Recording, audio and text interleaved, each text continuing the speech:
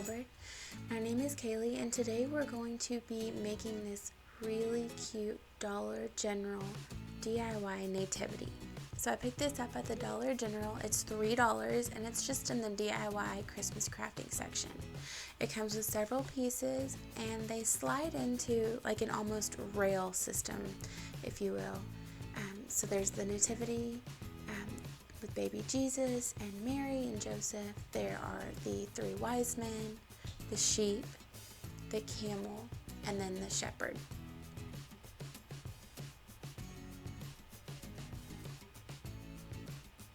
So I noticed some of these pieces were a little rough and had some wood sticking up on them. So I just inspected all of them to make sure if there were any areas I needed to sand that I could.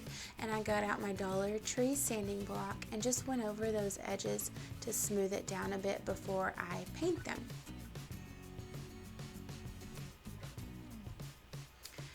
So after sanding, I got out my Waverly chalk paint from Walmart in ink. It is a black color. And I thought at first I would paint the base kind of sporadically, but I end up changing it in a moment. So I'm going to paint the tops or the fronts of all of the pieces to this nativity. I'm not worried about the sides or the backs.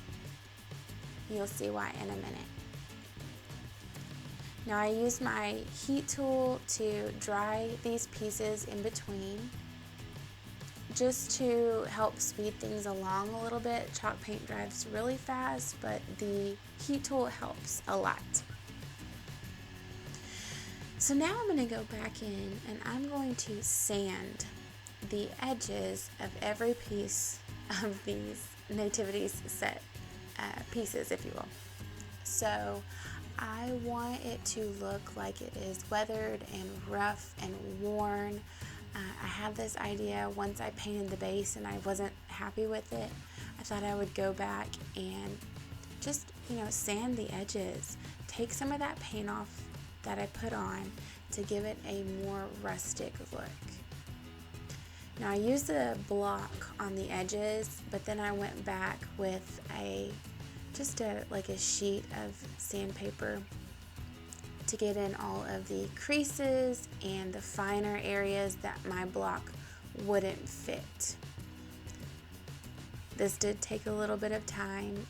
I did every piece this way because I had a certain look that I was going for, and I knew that sanding it would help me accomplish that.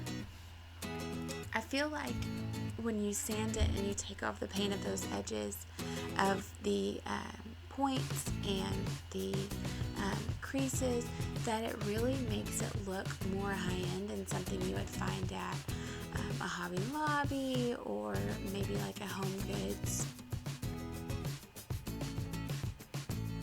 I really like the way the sanding made it look. It gave it more dimension. So again, I'm just going to go through and do all of these pieces. Now, the super easiest thing you do is you just slide your pieces in where they go. You could glue them if you chose to, but I wanted to be able to slide them off when I was done at the end of the season so that I could pack it away and it not get damaged. So I'm just laying out my pieces. The package tells you essentially where they go, but hey, it's yours. You make it how you want it. You can put the pieces wherever you choose. So you just slide them right in. Super easy.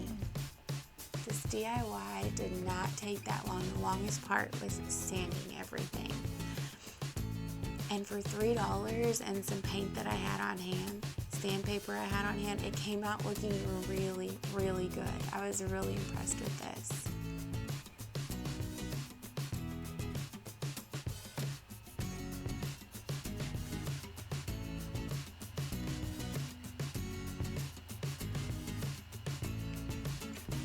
I feel like if you wanted to dress it up a little bit, you could probably add some greenery or some jute twine or a bow if you felt like it needed a little something. But I really like the subtle basic nativity. I think it looks really great on my shelf. I was really impressed with how this came out. And for $3 at the Dollar General, you cannot beat it. Thanks guys for watching. Have a blessed day.